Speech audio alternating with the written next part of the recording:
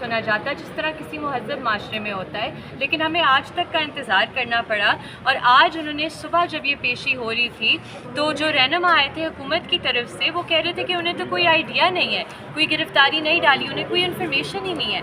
और अब जाकर वो ये बात करते हैं कि जी ये पर्चा है, इसमें 22 तारीख को हमने गिरफ्तारी डाली है और CCTV फुटेज मौजूद है, और इसके बावजूद जज साहब ने 7 दिन का रिमांड दिया जब उनका कोई काउंसिल भी उधर प्रेजेंट नहीं था। तो आप खुद समझें कि ये अदालतें क्या कर रही हैं, नीचे से रिमांड दिए जा रही है एक शख्स का जो जबरन लापता था, तो फिर हम कहाँ जाएँ? अदालतों के पास नहीं आएंगे तो हम कहाँ जाएँ? अभी इस्लामाबाद हाई कोर्ट ने कहा कि आपकी दरख्वास्त इन्फ्रक्चस है, तो क्या करेंगे आप भी? हो सकता है जब इस तरह के हुक्मरान और जो पीछे से हुकूमत चला रहे हैं उनकी ज़हनियत ये है। अच्छा, ये देखा गया है कि आम रूटीन में रूल ऑफ लॉ मजहब में जजेस जो हैं उनमें कुछ जजेस सब एक जैसे नहीं, अच्छे लोग भी हैं जुडिशरी में, ये इंटरनेशनल ह्यूमन राइट्स की कोर्स में जाते हैं ट्रेनिंग हासिल करने के लिए, रूल ऑफ लॉ के लिए। वहाँ से ये स्टेट के पैसों पे खर्चा करके उनकी ट्रेनिंग लेकर जब वापस आते हैं, इनकी बॉडी लैंग्वेज आपने देखी है कि किस तरीके से ये बिहेव कर रहे होते हैं, इनको ऐसा करना चाहिए। देखिए, मेरी नज़र में जैसे आपने खुद कहा कि कोई कोर्ट से आपको रिलीफ मिलती है, और सिर्फ रिलीफ की बात नहीं है, सिंपैथी और एम्पैथी की बात है कि आप as a constitutional court empathise कर सकें उन फैमिली मेम्बर्स के साथ जिनकी इंसानी हकूक़ के ख़िलाफ़ वर्जियाँ हो रही हैं। तो बहुत सी अदालतें ये कर सकती हैं, हम वो देखते हैं, हम वो अप्रिशिएट करते हैं बहुत ज़्यादा, और इससे बहुत लोगों की रिकवरियाँ मुमकिन होती है। आज भी रिकवरी इसलिए मुमकिन हुई थी क्योंकि कोर्ट ने कहा था 12 बजे तक आप पेश करें, नहीं तो फिर हम किसी और डायरेक्शन में चलेंगे। तो एज़ लॉन्ग एज़ कोर्ट ये एटलीस्ट सीरियसली इशू को लेती है, वो एक फ़र्स्ट स्टेप है। पर दूसरा स्टेप ये है कि अब जिस तरह आज के केस में हुआ, उस तरह एक दफ़ा जब एक FIR आ जाती है, आप इस तरह एक दरख्वास्त को, मेरी राय ये है कि निपटा नहीं सकते। आपको ज़िम्मेदारी का तयन करना होगा, आपको डेटेन्यू को अपने सामने बुलवा के पूछना होगा कि आप कहाँ थे, किसने आपको लेकर उठाया।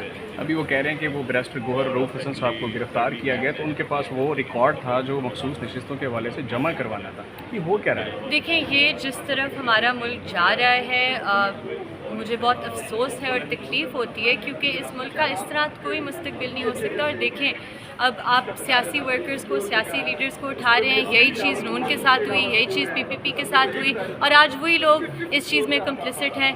और खदशा ये है कि कल PTI आएगी वापस तो वो भी ये फिर से करेंगे। तो सियासतदानों को इस टाइम पर इकट्ठे बैठ कर एक नया मसाक़े जमहूरियत बनाना बहुत ज़रूरी है, कुछ रेड लाइन्स ड्रॉ करना बहुत ज़रूरी है कि इस तरह का सियासी इंतकाम अनएक्सेप्टेबल है। और इस तरह जो बेसिक इंसानी हकूक़ के इशू है, उन पे तो आप एटलीस्ट कंसेंसस डेवलप करें कि किसी को मावराए अदालत, मावराए कानून कत्ल नहीं किया जाएगा, जबरन लापता नहीं किया जाएगा।